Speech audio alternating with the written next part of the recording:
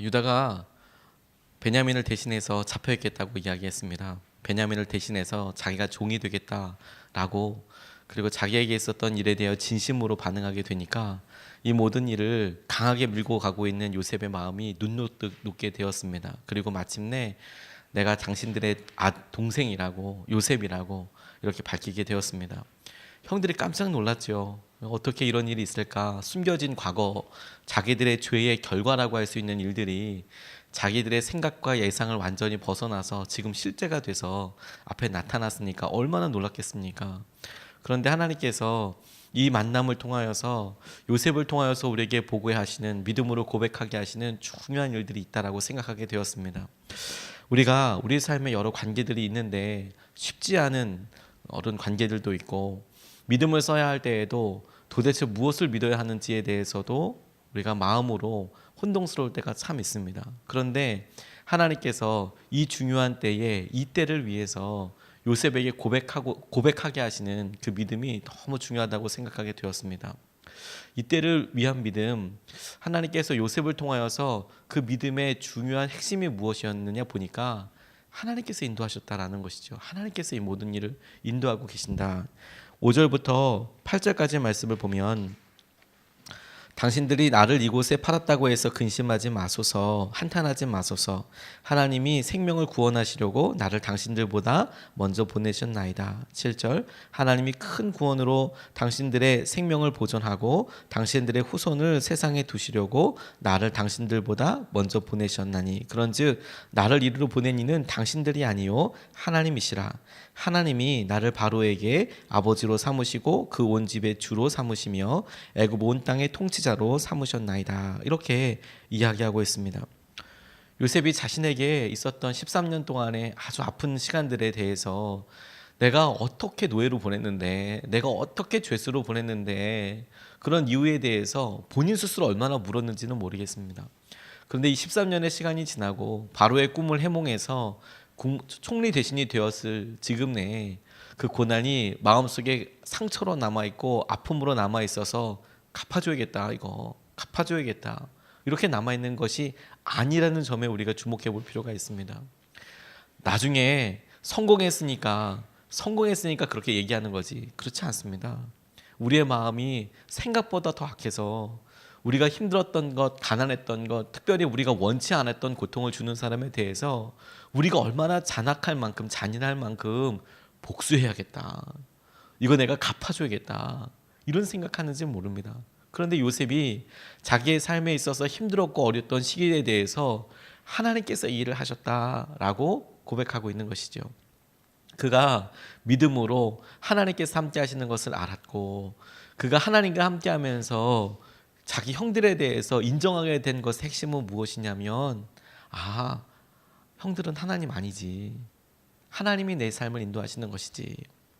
용서의 핵심도 그 사람의 한 일에 대해서 내가 그 일에 대한 분노와 그 일에 대한 책임을 면하여 주는 것이 아니고, 사실 그 사람은 하나님은 아니지, 하나님이 내 삶을 인도해 주시는 것이지, 하나님 아니니까 그 사람의 연약함이 있지에 대해서 내가 인정하고 받아들이는 것이라고 생각하게 됐습니다.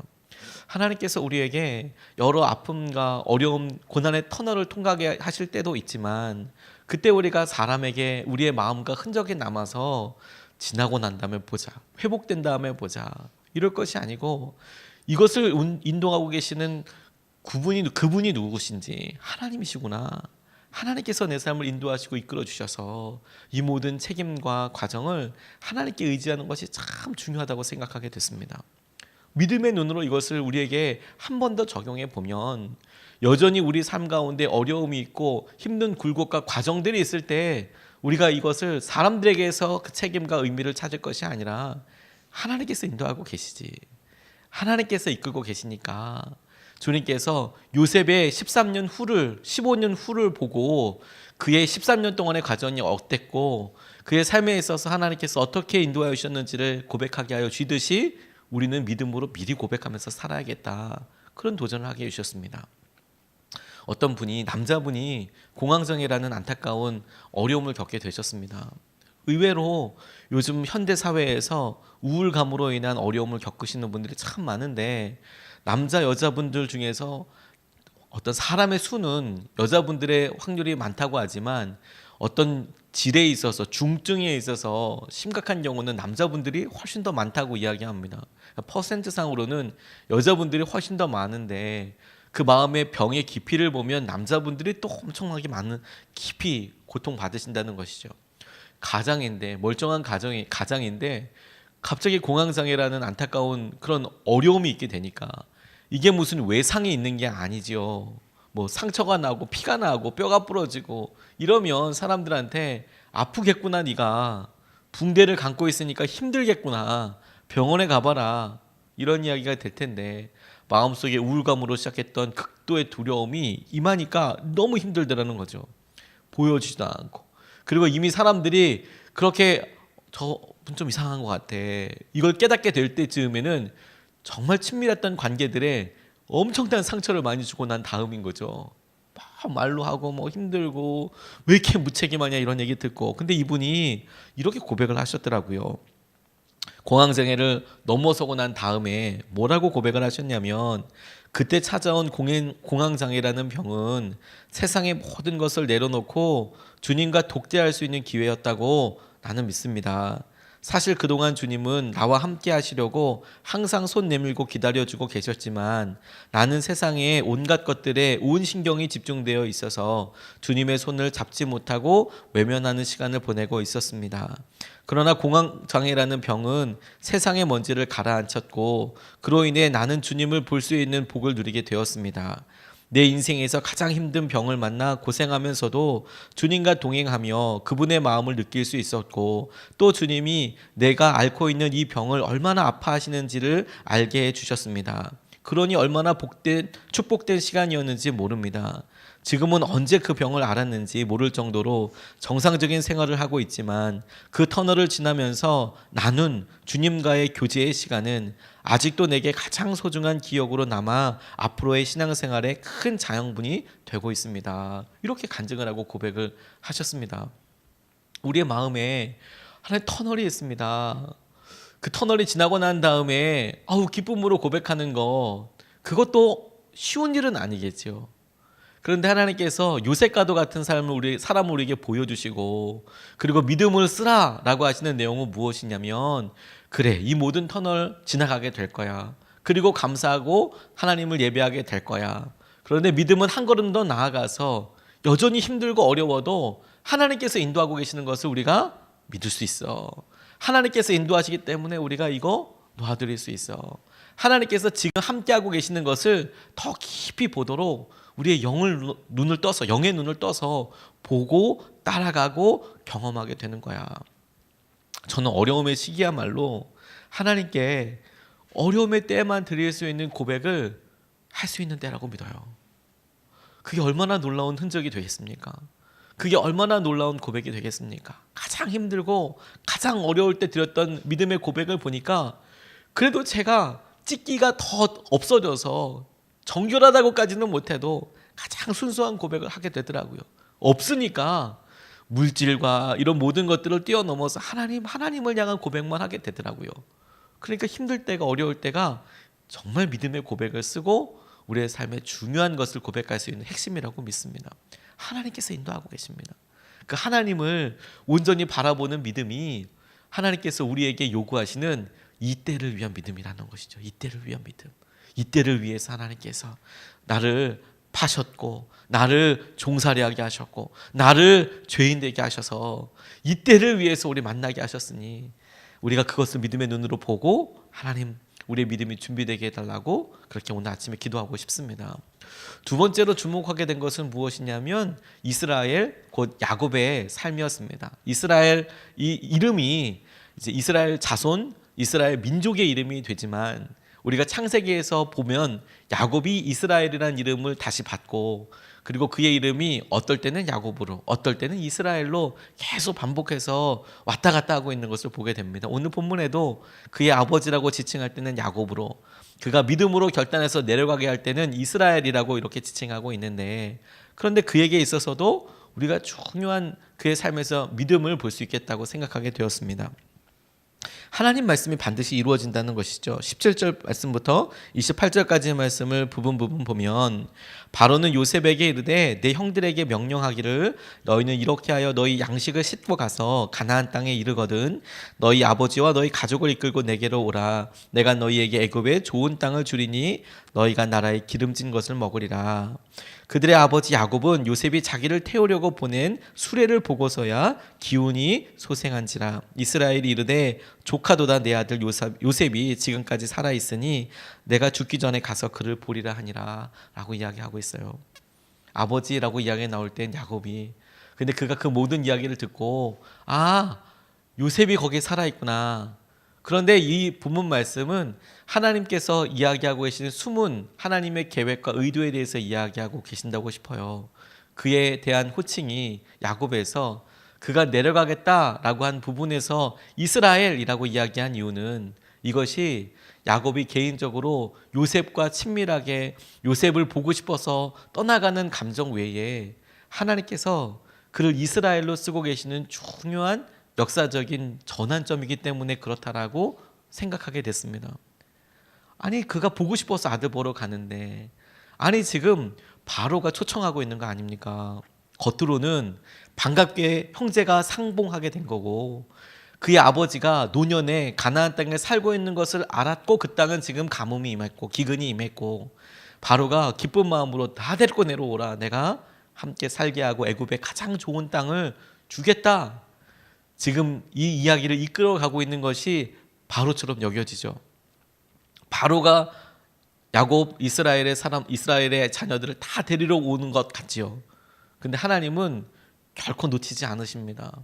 하나님께서 야곱을 이스라엘이라고 이야기하시면서 그들이 애굽에 내려가는 것에 대해서 지지해 주시면서 우리에게 깨닫게 하시는 것이 무엇이냐면 약속 한 가지를 깨닫게 하신다는 거예요. 그 약속이 무엇이냐? 그에게 할아버지의 약속이 이루어지고 있는 것이죠. 아브라함에게 하나님께서 나타나셔서 너 자녀들이 엄청 번성하게 될 거야. 너 자녀들이 지금 이곳에서 살지만 이 모든 땅을 너희에게 줄 거야.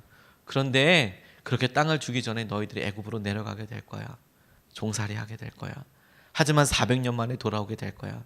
그 땅이 다 너희들의 소유가 될 거야.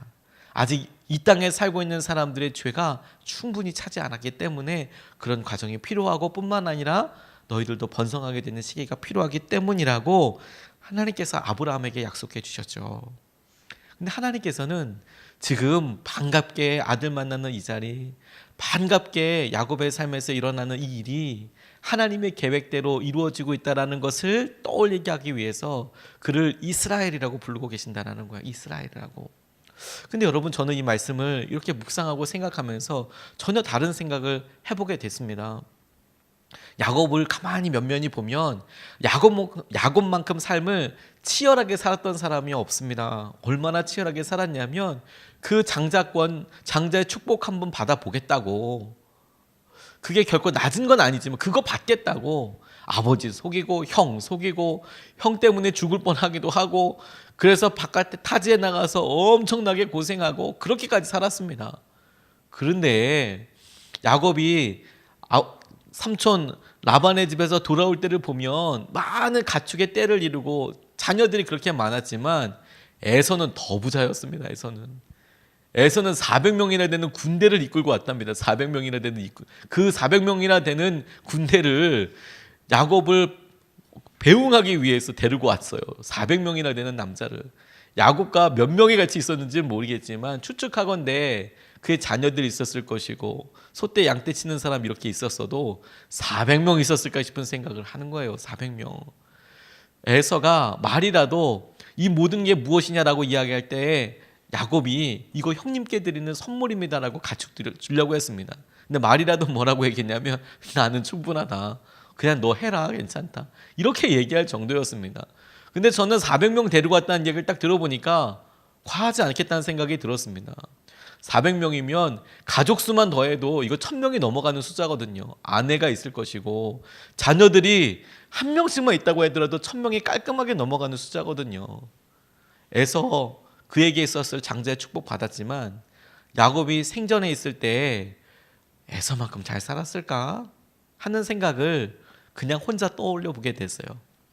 그런데 그렇게 야곱은 아등바등 살았던 거예요. 아등바등. 그 인생 내가 한번 잘 살아보겠다고, 복 한번 받겠다고 그렇게 살았는데, 그런데 자기 사랑하는 아내 잃고, 그 사랑하는 아내가 낳았던 아들 중간에 떠나가 버리고, 그리고 남아있는 막내 아들 베냐민도 이제 믿음으로 애굽에 이렇게 보내게 되는 이런 막 엄청난 일들을 겪었습니다.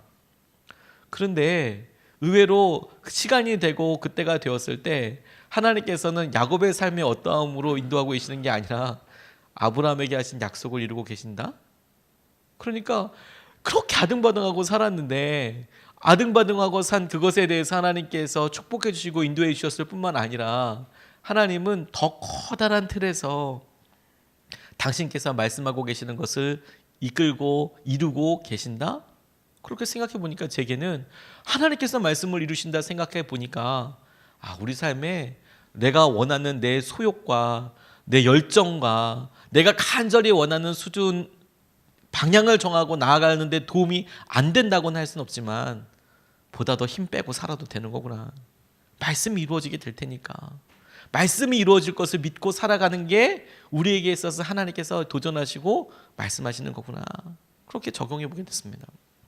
어떤 분이 고속도로에서 한 여성분이 차를 이렇게 몰고 있는데 갑자기 정체구간을 만나게 됐습니다.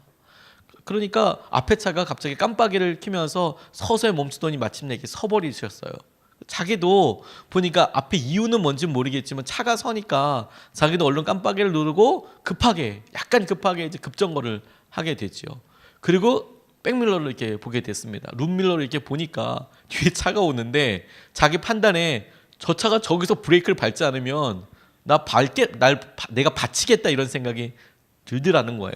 자기도 급하게 섰지만 고속도로에서 차가 막 엄청 달리니까 저 차가 저기서 브레이크를 밟아야 되는데 이게 밟지 않는다는 느낌이 들더라는 겁니다. 순간적으로 딱 서서 보니까 위험하겠다 싶어서 순간적으로 핸들을 꽉 쥐어지게 되더래요.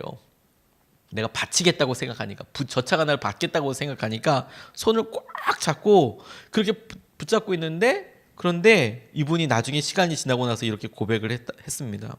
순간 나는 운전대를 움켜쥐고 있는 내 손을 내려다보게 되었습니다. 의식적으로 꽉 잡았던 것은 아닙니다. 나도 모르게 그렇게 한 것이고 그것이 내가 그때까지 살아온 방식이었습니다.